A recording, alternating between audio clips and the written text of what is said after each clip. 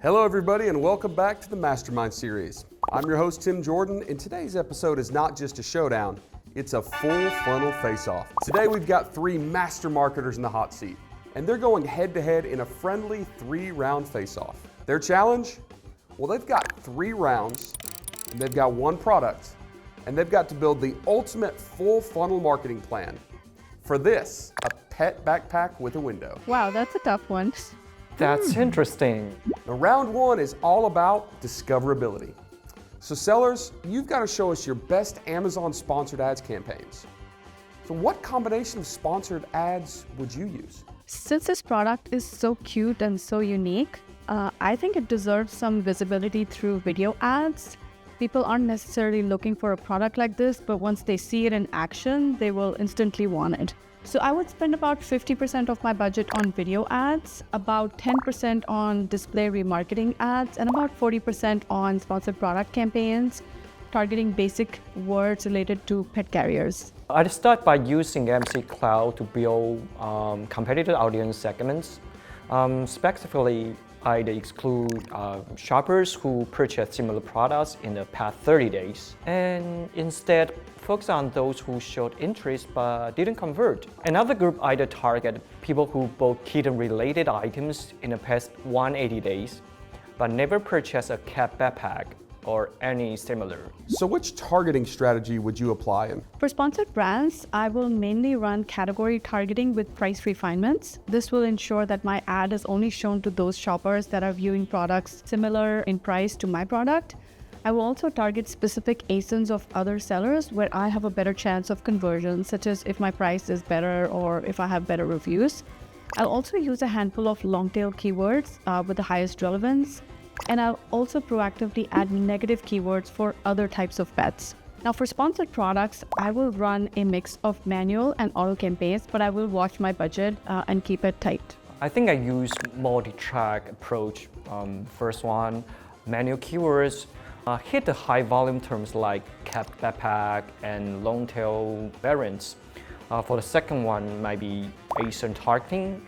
I will go after visually different but functionally similar items. For the third one, auto campaigns, I'll set focus on the broad exposure and another one optimized for the relevance. And the last one, negative targeting, remove irrelevant terms like dog accessories to avoid wasting any ad spends. All of this is adjusted using insight from AMC data to bias budget toward high potential audience groups. All right, sellers, so some real talk here.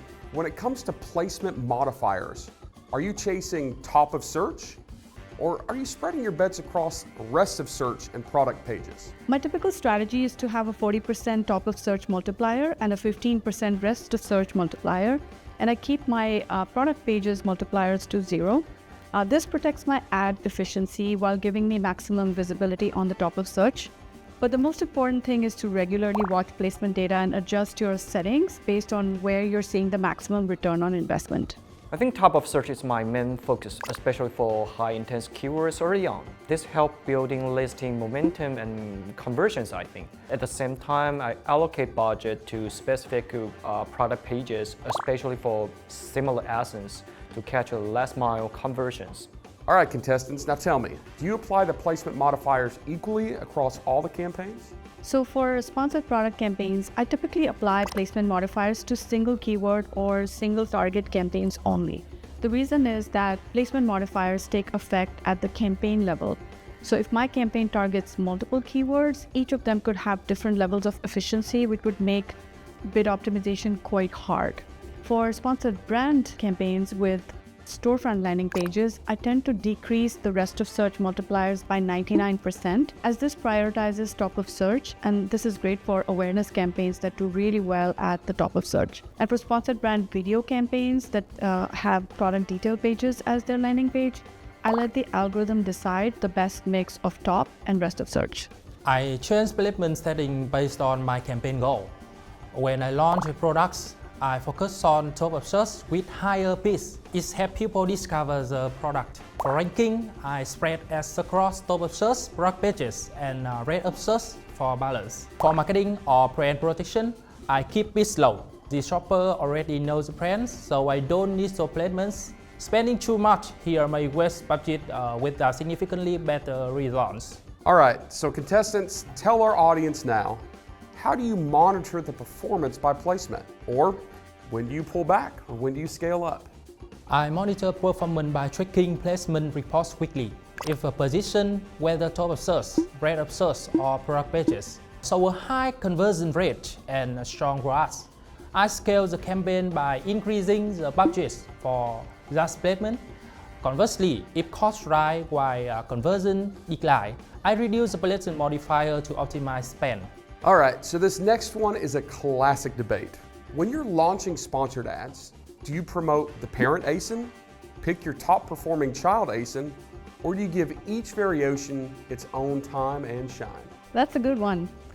I like to start a campaign advertising all of the child ASINs, give it some time to collect data, and then decide which ASINs to stop advertising. I let the data guide me. But if you have a mature product with lots of stable ASINs, you can also use the one that has the best click-through rate to bring shoppers into your funnel and then let them decide which variation they prefer. Wow, that round was intense in the best possible way. I was intrigued by David's launch strategy, leveraging AMC data to build audience segments of people who've searched kitten-related items in the past 180 days, but have never purchased a cat backpack or similar. I, on the other hand, took a more creative approach of using sponsored brand video ads to educate the audience with UGC-style educational content, since a lot of people wouldn't have thought of buying this product on their own. These may sound like different strategies, but they can totally be combined into an even more holistic launch tactic. All right, folks, I hope you're keeping up because round two is where things get social. This backpack practically begs to go viral, but how are you going to make this happen? What is your Amazon game plan? How are you making sure it actually drives sales? The best kind of content is educational, humorous, or surprising.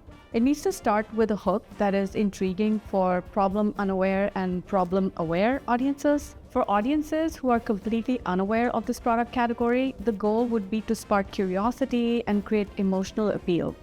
I would lead with an educational hook that reframes the product in a fun, unexpected way, like spaceship for cats. You know, cat owners are driven by one thing. They love their fur babies and they want to make them look adorable. So by highlighting the cuteness factor and the novelty, we can make them stop and smile and want it, even if they've never seen it before. For a problem-aware audience, my goal would be to reflect the issue that they're already feeling without being too on the nose. So I'd frame the message in a way that validates their concerns, like indoor cats weren't meant to be living on windowsills. In a subtle way, you're saying that, hey, I know you've got a problem, and here's a gentle nudge towards a solution. The goal would be to create resonance before reason.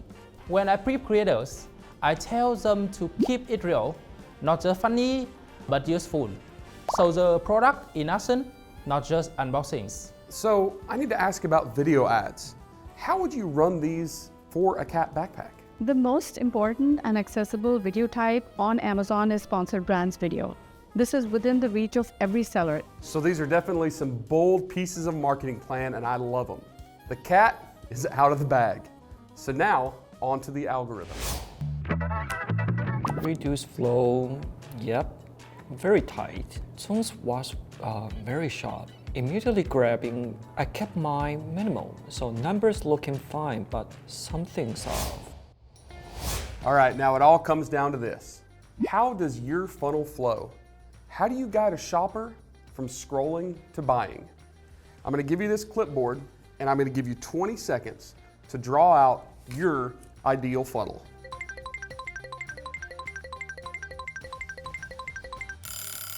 All right, everybody, time's up. And it looks like you have drawn a lot for just 20 seconds. But let's show the audience what you've drawn. Ritu, we'll start with you. Okay, all right. So every part of this funnel is important for brand building and conversion, but only if each layer is doing its job. At the top, you're grabbing attention and creating desire. In the middle, you're reinforcing relevance. And at the bottom, you're removing friction and closing the loop. That's why we don't just run ads, we architect a full funnel strategy that meets shoppers wherever they are, from discovery all the way to cart recovery. David? Okay, I don't follow the usual top to the bottom funnel structure. I go reverse, start at the bottom and work upward because Amazon rewards high converting listing with more traffic. By focusing on the conversions first, I ignite the flywheel earlier. My goal is that get conversions fast, build sales velocity, and signal to Amazon that the products deserve visibility. To me, this funnel tells a seamless story. From the moment someone sees a product on TikTok, to reading reviews, getting storytelling emails, and finally making the purchase decision. Every step has a purpose and the right tunes. Low click is worth it. All right, so the markers are down, the arrows are flying in this competition, and the cats are, well, they're somewhere in the funnel. So now let's take a few moments to reflect on your full funnel strategy. Today, I learned how other sellers use sponsored display ads to retarget customer more actively. Zong's strategy is very detailed and everything based on the numbers, based on the strategy, based on his experience. I like how David starts at the bottom and works his way to the top. This generates affirmative momentum for the algorithm, which is so important. I also like how Yoon works with both mega and micro influencers to achieve his goals. This is important to get both reach and authenticity. All right, folks, you've seen the strategies, you've heard the debates, and you've witnessed the fierce competition among our experts. And now, it's your turn to judge. So who built the strongest full funnel marketing strategy for this pet backpack? Drop your vote in the comments below. So, until the next episode, may your CPCs be low, your ROAS be high, and your ads continually be building your brand and your profits. And please, don't forget to like and subscribe to this channel for more episodes. I'm your host, Tim Jordan, and I'll see you again on the next installment of our Mastermind series.